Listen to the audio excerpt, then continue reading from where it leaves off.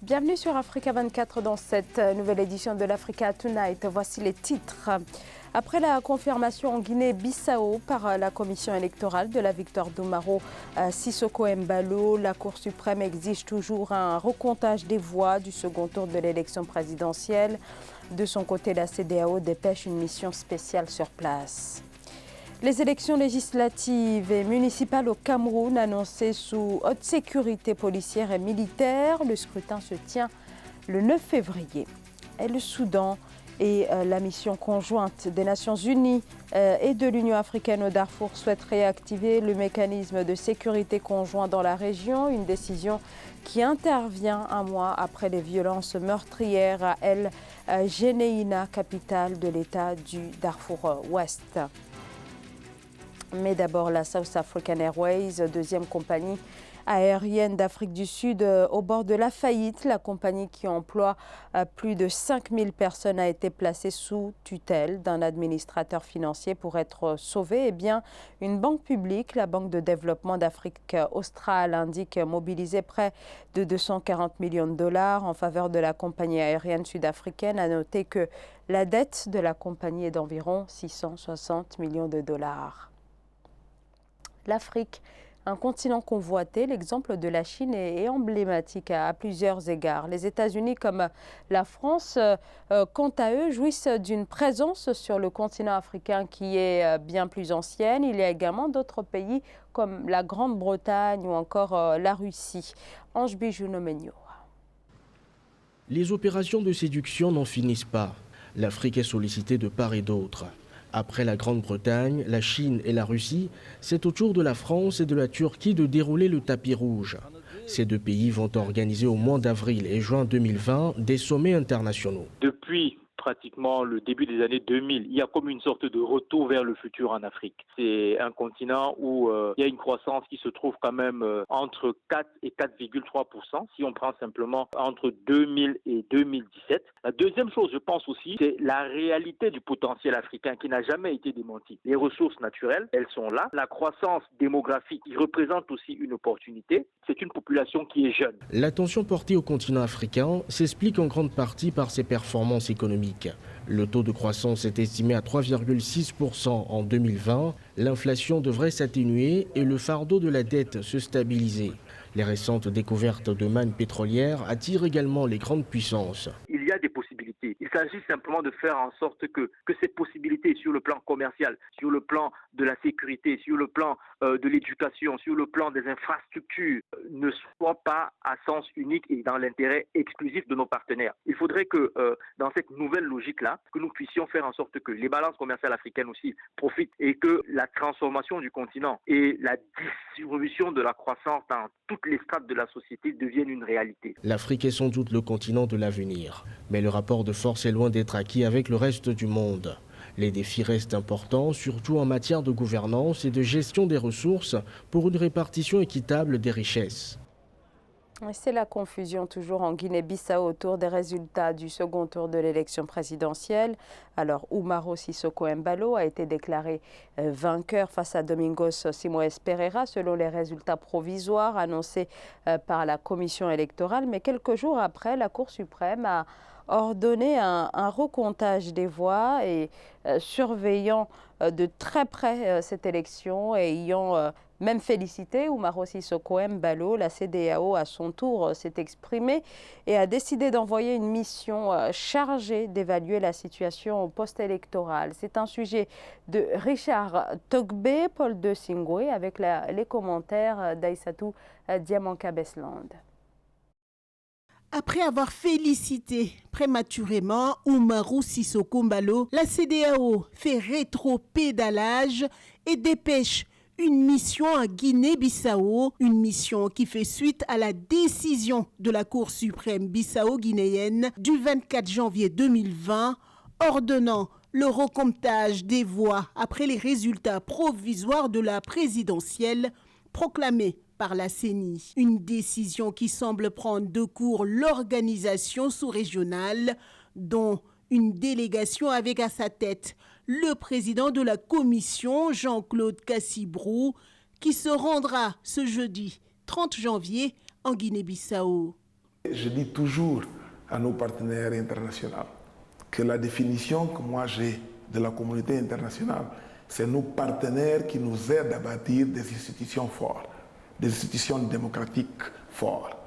Alors, ce n'est pas à eux de nous juger, c'est à eux de nous aider à que ces institutions démocratiques soient consolidées. La CEDEAO se range-t-elle derrière la décision de la Cour suprême bissau-guinéenne? Rien n'est moins sûr. Seule certitude, la victoire d'Oumarou Sissoko Embalo est désormais remise en cause et le processus électoral relancé.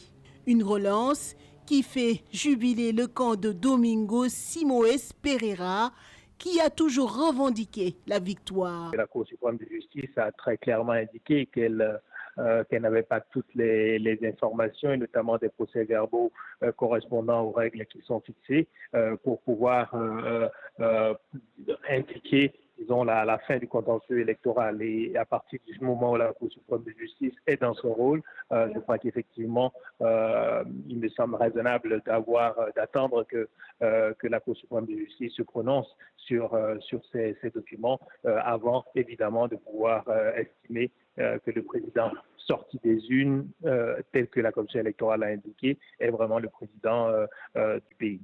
Pour rappel, le candidat du MADEM G15 avait été déclaré vainqueur par la Commission électorale avec 53,55% des suffrages contre 46,45% pour le candidat du PAIGC, Domingos Simoes Pereira. L'homme avait alors aussitôt saisi la Cour suprême, évoquant de graves irrégularités. Dans la foulée, la CEDEAO avait précipitamment félicité Omar Sissoko Embalo et souhaité que son investiture se fasse rapidement.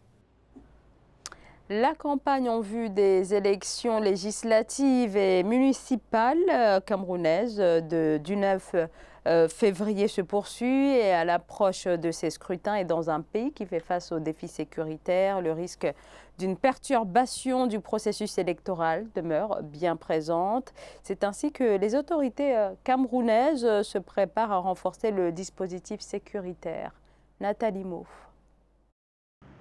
Les élections municipales et législatives du 9 février 2020 vont bénéficier d'un dispositif sécuritaire spécial. Le renforcement de la présence militaire et sécuritaire sera particulièrement accru dans la partie nord du pays, soumis à la menace terroriste de Boko Haram, et dans les régions du sud-ouest et du nord-ouest, en proie à la crise anglophone. À titre d'illustration, 2 contingents de 350 gendarmes chacun ont été déployés dans ces 2 régions pour assurer la sérénité pendant la tenue du double scrutin à venir. Sur très haute instruction du chef de l'État, chef des armées, un dispositif sécuritaire spécial et conséquent sera déployé dans les régions du nord-ouest et du sud-ouest avant, pendant et après le double scrutin du 9 février 2020. La vigueur de l'État sera mise à contribution contre tous ceux qui tenteront d'empêcher les autres d'aller voter. Seulement, malgré les efforts du gouvernement en matière de sécurité, des menaces sécuritaires dans ces régions persistent. En effet, dans la journée du 7 janvier 2020, des affrontements violents ont été signalés dans la ville de Kumbo, située dans le nord-ouest du pays. De plus, à cause des déplacements massifs des populations des zones en conflit, des observateurs s'interrogent sur le taux de participation à ces consultations électorales. Je pense qu'il y aura une participation, par exemple, dans le Fako, une partie de la Mesam, dans la Ndonga-Mantoum. Maintenant, dans les départements du sud de la Momo et le nord de la Magnou, il peut toujours avoir des problèmes. Le centre de Bouy, il y aura des problèmes, mais la participation serait mieux plus qu'au présidentiel, parce que ce sont les élections de proximité. En décembre 2019, le président de la République, Paul Biya, a promulgué la loi sur le statut particulier des régions anglophones du Cameroun, l'une des principales résolutions issues du grand dialogue national. Le gouvernement, pour sa part, reste mobilisé pour atténuer les tensions dans ces régions.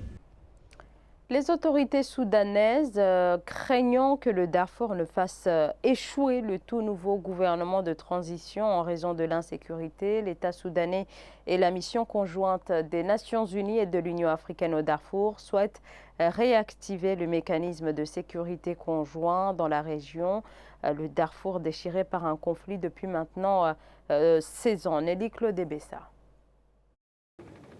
La région du Darfour au Soudan disposera bientôt d'un mécanisme de coordination de sécurité. L'accord pris conjointement avec la mission de maintien de la paix de l'Union africaine et des Nations unies au Darfour, MINUAD, et le gouvernement soudanais découle des incidents de pillage perpétrés dans les organisations travaillant au Darfour. Pour les autorités, ce mécanisme de sécurité conjoint permettra des consultations et des décisions rapides devant intervenir au Darfour. Pour pouvoir mettre en place une stratégie notamment de stabilisation dans cette partie du Darfour, il va falloir que le gouvernement du Soudan puisse impliquer toutes les ONG, les groupuscules communautaires et même le mouvement rebelle dans le cadre notamment de la stabilisation de la paix dans cette zone. Il faut impliquer tous les acteurs, tous les protagonistes qui sont liés notamment à la gestion de la crise humanitaire. Le mécanisme conjoint comprend la MINUAD, l'équipe des pays des Nations Unies, le ministère soudanais de la Défense, les ministères des Affaires étrangères, de l'Intérieur et les services de renseignement. Ce dispositif apparaît comme un élément clé pour une réponse immédiate commune aux défis sécuritaires.